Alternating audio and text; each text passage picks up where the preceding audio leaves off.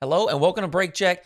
It is a Rocket League Esports podcast recap thing, and today we're going to be talking about the fall split for the regions, which have already concluded, and kind of get you up to date on what's going on with the major and things like that. So first up, we got APAC. We're going to take a look at this. It has been swept by the new super team of James Cheese. So this first tab we have open here is the Fall Open. This is the first event that happened in the APAC region, which, again, was merged. We had APAC North, APAC South, and then those two regions or sub-regions or whichever you might call them, they had a playoff tournament to send one seed to the international events. And this season, they've made a slight adjustment. They've merged the two regions of APAC North, APAC South to make one larger region. And I think that's obviously going to benefit the competition, allow people to, allow the better teams from each region to kind of beat up on one another and help grow one another as well. But there's also an import team of, well, not a fully import team. We do have Realize, who was previously playing in the APAC region, but he has added Kami from OCE and Virtuoso from Europe. And they, like I said, have absolutely dominated this region. So that's James Cheese roster. We've also got a move in with the Gladiators, OSM has moved from EU as well. And while he hasn't been on a tippy top RLCS team, he's obviously a very talented player and has brought some more firepower to the APAC region. So we got James Cheese in first place, Detonator in second place, Godspeed in third, Gladiators in fourth. This is regional number 1, the Fall Open. Regional number 2, we see James Cheese in first. Yet again, we see Gladiators in second. This time, Detonator in third, Tough Love in fourth. A little bit of a shuffle up. We end up seeing Godspeed knocked out, Tough Love jump into that top 4. But the top 8 has remained pretty similar throughout. Broccoli, Nymph, 1620. We see the same thing here. 1620, Broccoli, Nymph, Godspeed, Tough Love. Let's take a look at the third one. The Fall Invitational, third regional of this APAC season. James Cheese yet again in first place. We got Tough Love in second. This time we got in third. And, Broccoli ends up being knocked a little bit lower here. So a little bit of a shakeup in this third. This may just be a team name change, to be honest with you. Let's see. Yeah, 1620 Kings. So that's just a name change.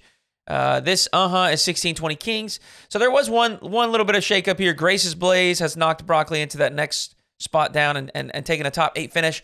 Either way, APAC, like I said, absolutely dominated by James Cheese. I'm really, really excited and interested and intrigued to see if James Cheese is a bit more competitive than APAC has been in the past when they get to the international stage. Are they going to be able to take a series? How will these series look? Even if they don't take it, will they be a little bit more competitive? Excited to see that unfold, and we'll see that in Rotterdam.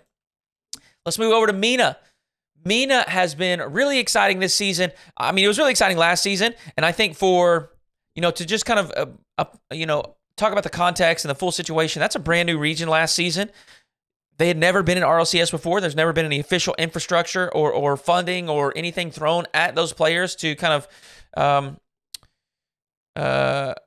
to grow an esports scene, to foster talent. And even last season, they were extremely competitive, with Falcons taking a top 2 finish at an international event. This season, we have seen some other teams really kind of elevate themselves a little bit more and take on Falcons. Last season, Falcons went 9 for 9 regional wins. And this season, the very first event, the very first regional of the RLCS 22-23 season, KRN takes it, who then later on become Rule 1. But this is Kalirs, Rawas, and Natter. And it's a very high-quality team. And like I said, MENA, I think, is a really exciting region, especially moving throughout the rest of this season. I think we're going to see some serious growth for a few of these. GK, fantastic roster. They look very good against KRN and Falcons. I've watched them a couple times here and there. Twisted Minds, very talented roster as well. Veloce, another team to keep your eyes on. Nobles has looked pretty good, as well as Miracle Makers, and I think Ketchup down here. Yes. So, keep your eyes on those teams throughout the rest of this season. But that's Fall Open, which was KRN Falcons in first and second. In this next event, we've got the Fall Cup. KRN not able to replicate as strong of a performance. They're still in that third, fourth place, but they ended up being taken out by Twisted Minds. Twisted Minds go on to face Falcons in the finals. So KRN showing a bit of weakness there.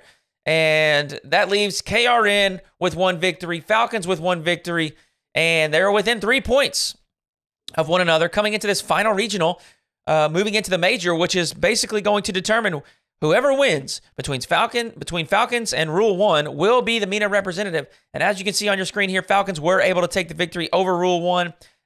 It did come down to those two in the finals, and it was not a bad series, but I think we get a little taste of the Falcons, and we say, hey, look, they're still on top. They're still that number one team. Rule 1 definitely is going to kind of press them to their limits and challenge them a bit more than last season. And I think GK can as well, as Twisted Minds and Veloce if they're playing really well on the day. But for now, Falcons are still the MENA Kings. Let's go ahead and take a look at Sam as well. And speaking of Kings, wow. The club, I mean, Sam, it's the club. That's what it is. The club has been very impressive. The second regional of the season, they went 21-0 in games, okay? Not series, all right? They didn't drop a series, but they didn't drop a game, all right? And we'll take a look at that extremely impressive run here in just a moment. We've got this first regional, the Fall Open. The club takes first place, in-game second place, Secret in third, and Crew in fourth. And those are your four teams that you really need to keep your eyes on. The club is Astromic and Lost, which we knew last season, plus KV1. And he has been removed from the team for Bims. Bims was on Crew. To replace Bims, Shad came back from North America to South America and filled those shoes of Bims when he left for the club. KV1 has found himself a home over on Team Secret with Knight and Sad. And then we have Endgame, which is a little bit of some newer names for maybe your more mainstream international viewers. It definitely was for me, but Royales, Alpi, and Brad. So this is another team that's been really, really kind of a sleeper, kind of an underdog, but a team that has been dangerous. And you can definitely see them taking games off these top three, finishing in the top four fairly frequently. So keep your eyes on that team as well. Endgame taking second here in this Fall Open for Sam. Same top four, the club, Secret, Endgame, and Crew yet again in the Fall Cup. This time, Secret will take second place. First for not club. That's essentially what Sam is. Club and then who else? But look at this run from the club. 4-0 against True Neutral. 4-0 against Endgame. 4-0 against Team Secret. If we look at them in this Swiss stage, they go 3-0 against Endgame. They go 3-0 against XD. And they go 3-0 against NF. The club goes straight 21-0 throughout the entire event. Didn't drop a single game. That is pure domination. Now, in the Fall Invitational, they did stumble. In fact, they stumbled so hard, they went to round 5 of the Swiss stage. They go 3-0, 3-1. And then they fall to Team Secret. They fall to Backroom Enjoyers. And then they finally take down Empire Esports. Let me just take a look because I'm not even sure who is on Backroom Enjoyers. Okay. But when they get to the bracket, it's right back to business for the club. They go Game 7 versus Epiphany. Jeez, I cannot get my words out. Then they take down the Secret in a 4-1 fashion. They take down Crew Esports in 4-1 fashion as well. The club will be your number 1 seed from Sam, but that's not it. We did have the tiebreaker, and I don't know where that might be. Maybe scroll up here at the top. There was a tiebreaker to decide who the final or the second seed for Sam would be. And if I am not mistaken, I think Secret was able to take the tiebreaker over Crew. And so Secret will be your second seed for the South American region in the Major in Rotterdam. Last but certainly not least, let's take a look at NA. This season for NA is a little bit different. All right, we've got our powerhouse teams. We got FaZe, we got V1, we got Space Station, we got G2. NRG is still there. Complexity is still here from last season, though they did make a change. Complexity imported another talent from a different region, and they brought in CRR from Spain. Obviously, have been a great team this season. Optic, a new team formed from Reddles being kicked from Space Station, AJ being kicked from FaZe, and Magic Bear finding his way to that team over from Torrent. So, anyways, we got a little bit of a different shakeup. We got Furia, brand new full squad moving in from South America. And we have Gen G, 2/3 of the squad moving in from Europe with Nolly and Appjack. And they add Chronic to the team. And holy moly, has NA been a lot of fun to watch. You still have your powerhouses that did make top 5, FaZe, V1, Space Station, G2, but they have been topped, okay? Topped by G1, or excuse me, Gen G. Oh my goodness. They have been topped by Gen G.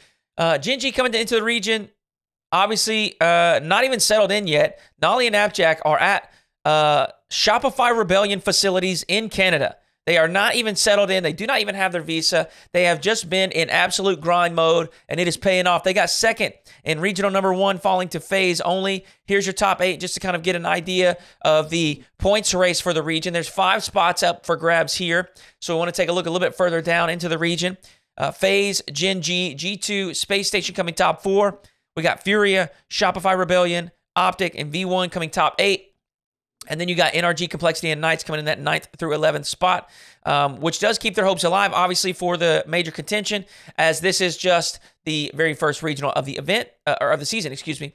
Regional number 2, we've got V1 taking first place, Gen G in that second place spot, still falling in the finals, but a great finish there. In fact, a stronger finish.